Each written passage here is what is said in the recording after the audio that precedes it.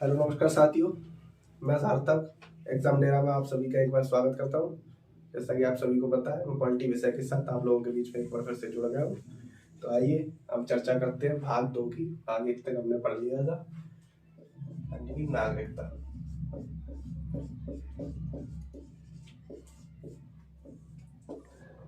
नागरिकता कौन से भाग में है संविधान की? तो भाग 2 में है। और आर्टिकल दोस्तों 5 से 11 तक भाग 2 के अंदर हम चर्चा करेंगे। नागरिकता हमारे देश में कैसे प्राप्त होती है, बाहर से विदेशी लोग नागरिकता कैसे प्राप्त कर सकते हैं, उनका आधार क्या है, ये जानेंगे। तो नागरिकता अधिनियम 1955 के तहत हम जानते हैं दोस्तों,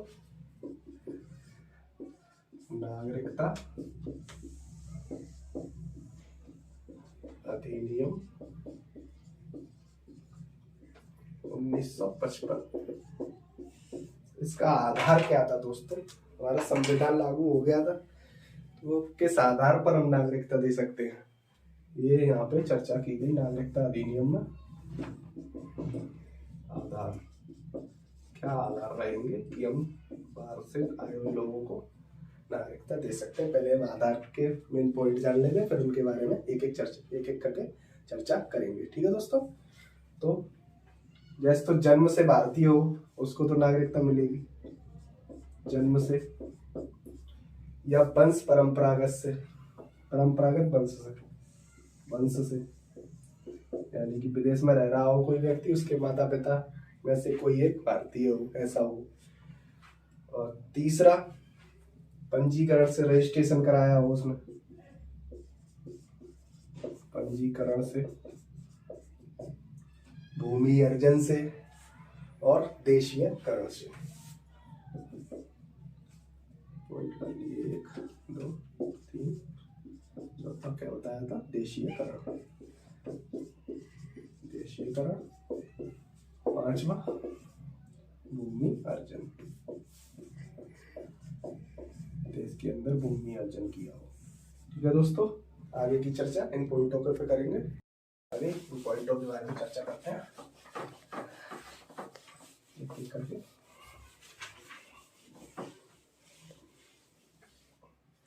पहला पॉइंट डाल लीजिए, क्या था? जन्म से नागरिकता का क्या लेना देना है, इस बारे में चर्चा करेंगे। जन्म से यानी कि जब हमारा देश गणतंत्र हो गया, यानी कि 26 जनवरी 1950, 26 जनवरी 1950 से के बाद, सॉरी, 26 जनवरी 1950 से पहले जिसने भारत में जन्म लिया हो वो भारत का नागरिक होगा। ठीक है? 26 जनवरी 1950 से पहले, यानी कि भारत के गणतंत्र होने से पहले भारत में जन्म लिया हो, भारत में जन्म लिया हो, तो वह भारत का नागरिक होगा। ठीक है दोस्तों? लेकिन आगे चल के 1987 में इस बात को खारिज कर दिया गया। ये बात हमें समाप्त करनी पड़ी, ये सिद्धांत समाप्त करना पड़ा, इसे समाप्त कर दिया गया, समाप्त किया गया। ठीक है दोस्तों, आगे दूसरे पॉइंट पे आते हैं। पॉइंट था वंश से, यानी कि वंश परंपरागत से। मैंने बताया ना, माता पिता में से एक भारतीय होना चाहिए, तो वही है परंपरागत से। ठीक है? इसमें क्या कहा गया? 26 जनवरी 1950 के पश्चात अगर बच्चे का जन्म विदेश में होता है लेकिन उनके माता पिता भारतीय रहे हो, तो वह भारत का नागरिक कहलाएगा। गणतंत्र होने से पहले यानी 26 जनवरी 1950 के पश्चात, उसके बाद किसी बच्चे का जन्म विदेश में होता है, जन्म विदेश में हुआ, लेकिन माता पिता भारतीय हैं, तो वह भारत का नागरिक कहलाएगा। ठीक है दोस्तों। और क्या कहा गया 2003 में, इसमें एक बात और जोड़ी गई कि जब बच्चा 1 वर्ष का हो जाए उससे पहले रजिस्ट्रेशन जरूर कराना पड़ेगा, पंजीकरण कराना पड़ेगा इंडिया में गृह मंत्रालय में, ये बात और जोड़ी गई। ठीक है दोस्तों, ये 1992 में हुआ था, लेकिन वर्ष 2003 में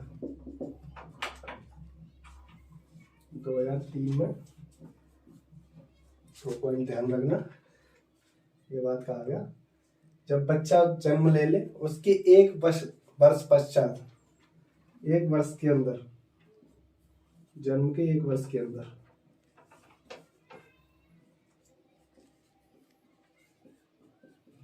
1 वर्ष के तहत गृह मंत्रालय में रजिस्ट्रेशन, पंजीकरण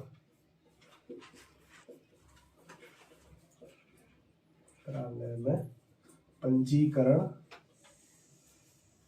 कराना अनिवार्य है, अन्यथा वह भारत का नागरिक नहीं कहलाएगा। आगे तीसरा पॉइंट पंजीकरण से यानी बाय रजिस्ट्रेशन।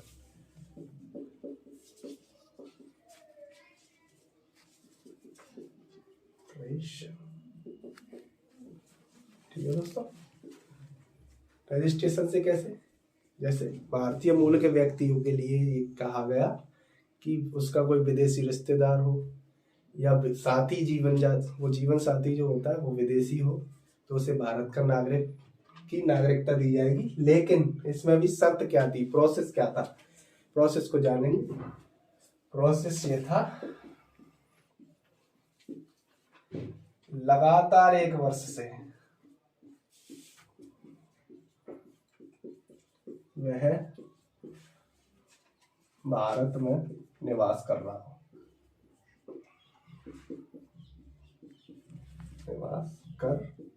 रहा हो, तो उसे भारत की नागरिकता दी जा सकती है।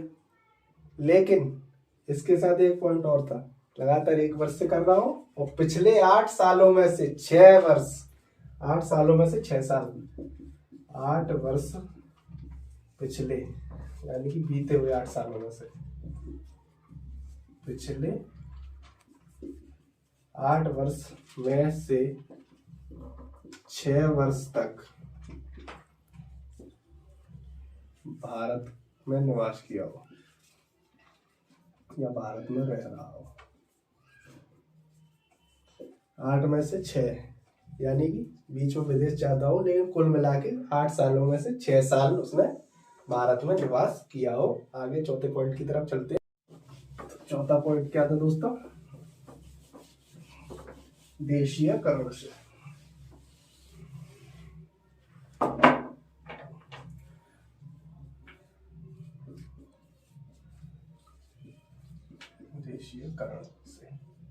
देशीयकरण से कैसे नागरिकता प्राप्त कर सकते हैं, इसमें भी सेम प्रोसेस है जहां तक है। देशीयकरण के आधार से, यानी कि कोई भी विदेशी व्यक्ति,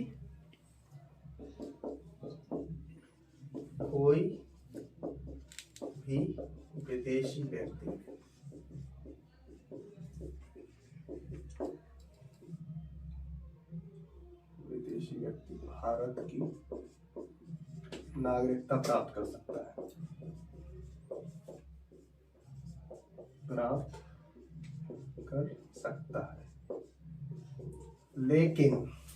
लेकिन क्या प्रोसेस क्या है,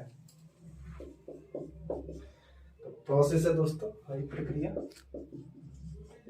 जैसे हमने भी बताया 8 में से 6 साल किया हो और 1 वर्ष से लगातार भारत में रह रहा हो, तो 1 वर्ष से लगातार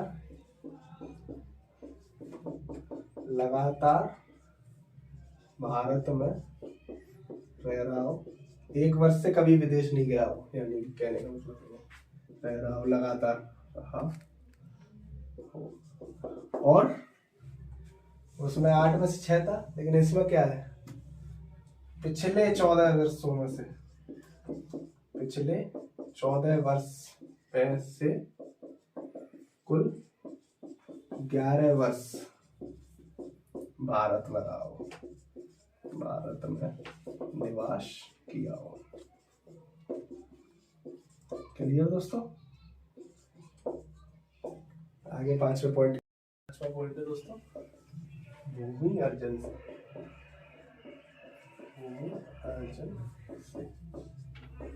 भूमि अर्जन से कैसे? जैसे युद्ध होता है, कोई हमारे क्षेत्र को घेर ले, किसी भी क्षेत्र को घेर ले, तो उस क्षेत्र को घेर ले, विजित कर ले, यानी कि जीत ले। विजित करने या समझौता, विजित करके समझौता करने पर समझौता हो जाए। जैसे विदेश ने किसी ने हमला कर दिया और उसने जीत लिया, हमारे युद्ध जीत लिया, लेकिन समझौते के द्वारा वह भारत का नागरिक कहलाएगा उस क्षेत्र को विजित करके। देख लो थोड़ा सा, किसी क्षेत्र को विजित करके समझौते द्वारा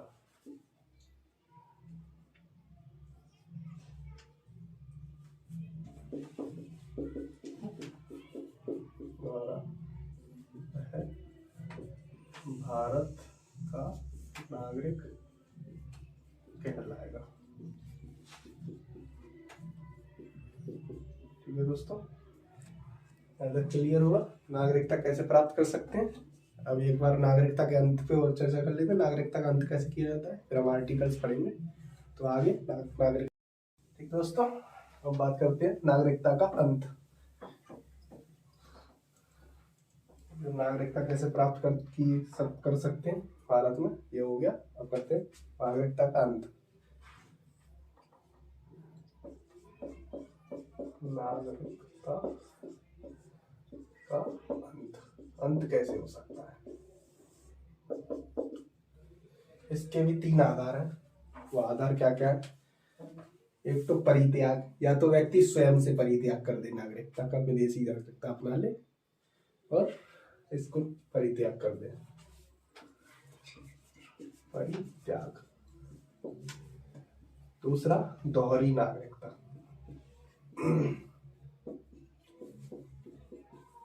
तो हमारे संविधान में ये रूल है, अगर कोई भारत का व्यक्ति दूसरे देश की नागरिकता अपनाता है तो भारत की नागरिकता स्वतः समाप्त हो जाएगी। तो दोहरी नागरिकता का ये मतलब है। तीसरा पॉइंट, सरकार द्वारा वंचित,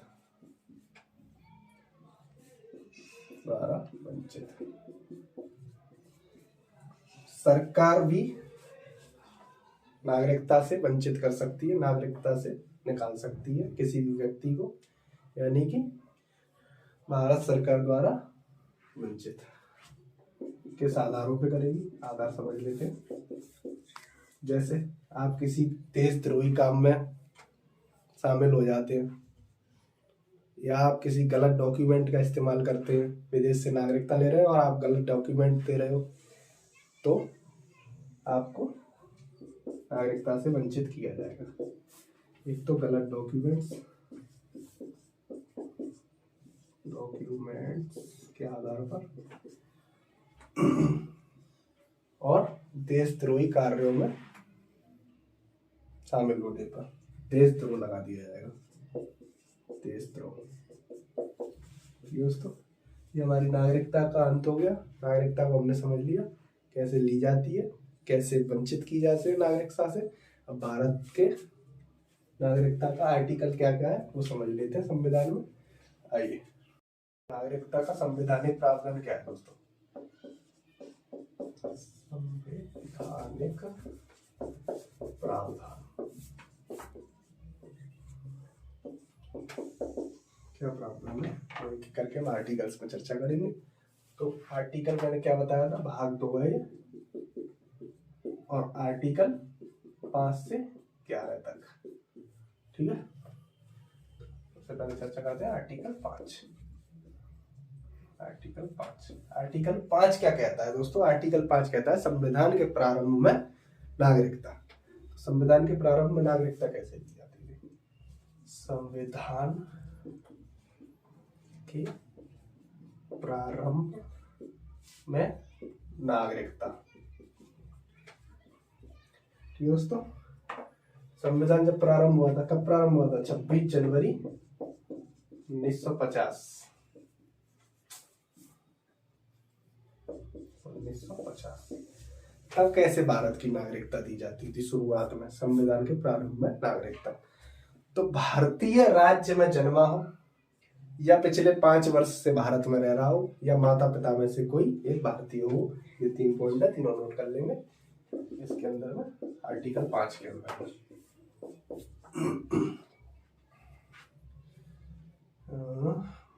भारतीय भू क्षेत्र में जन्मा हो, ये डायरेक्ट लिख लो, भारत में जन्मा हो, माता पिता में से कोई भारतीय हो, ऐसे कोई एक भारतीय हो,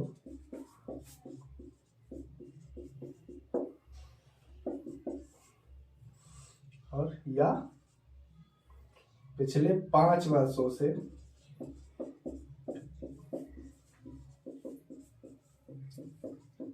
भारत में निवास कर रहा हो।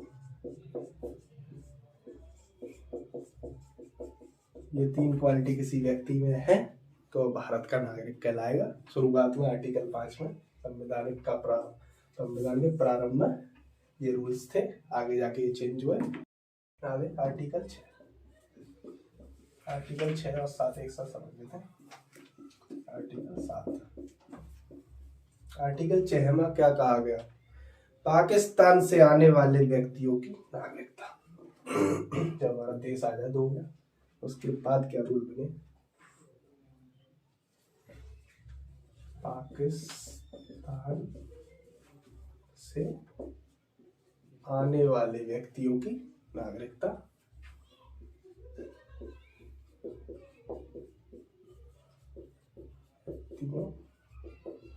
की नागरिकता। पाकिस्तान से जो इंडिया में आए तो इसके ऊपर क्या रूल बना? पाकिस्तान से इंडिया की तरफ आए,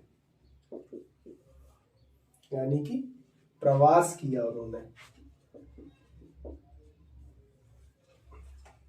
डेट भी थी इसके लिए, 19 जुलाई 1948 से पहले, 19 जुलाई 1948 से पहले जो व्यक्ति भारत में आ गए वो भारत के नागरिक कहलाएंगे।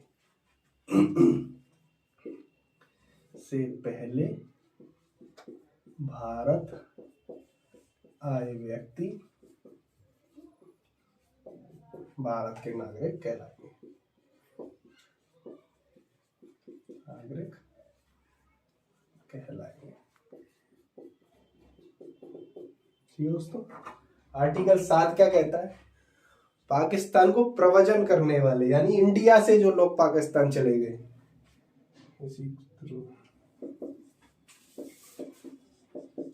पाकिस्तान को प्रव्रजन करने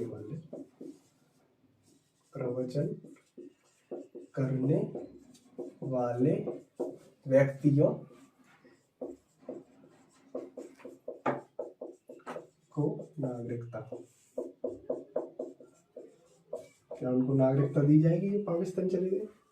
तो नहीं दी जाएगी। लेकिन किस डेट से दोस्तों? 1 मार्च 1947 के बाद जो व्यक्ति पाकिस्तान चले गए, वो सॉरी 1 मार्च 1947 से के बाद, हाँ ठीक, पाकिस्तान इंडिया इंडिया से पाकिस्तान में, इंडिया से जो व्यक्ति प्रव्रजन कर गए पाकिस्तान में। अब 1 मार्च 1947, ठीक है दोस्तों, उनको भारतीय नागरिकता नहीं दी जाएगी, नागरिकता नहीं दी जाएगी। आर्टिकल 8 पे चर्चा करते हैं आगे। आर्टिकल 8,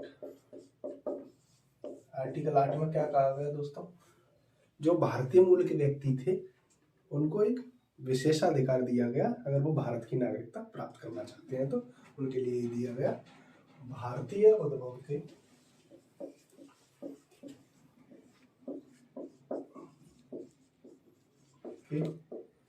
व्यक्तियों के लिए नागरिकता अधिनियम,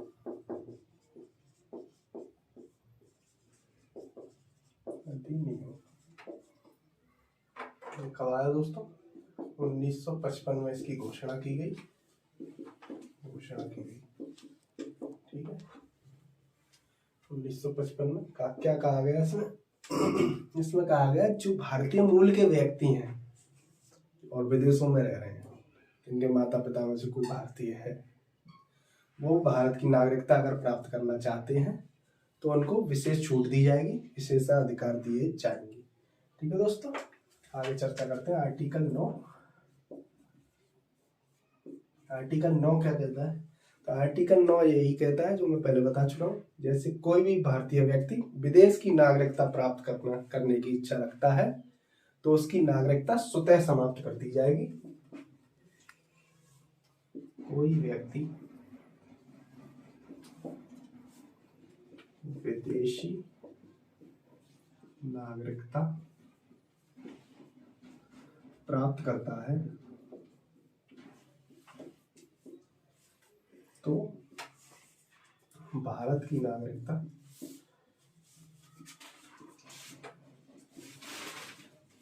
स्वतः समाप्त हो जाएगी, स्वतः समाप्त हो जाएगी। आगे आर्टिकल 10, आर्टिकल 10 में ज़्यादा कुछ नहीं दिया, गारंटी दी गई है नागरिकता की, ठीक है, नागरिकता का बना रहना इसकी गारंटी है, गारंटी ऑफ सिटीजनशिप, नागरिकता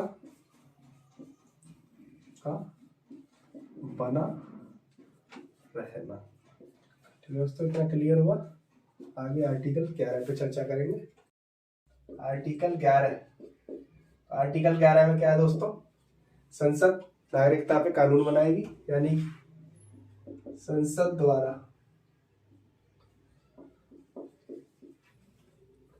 नागरिकता संबंधी कानून बनाने का अधिकार,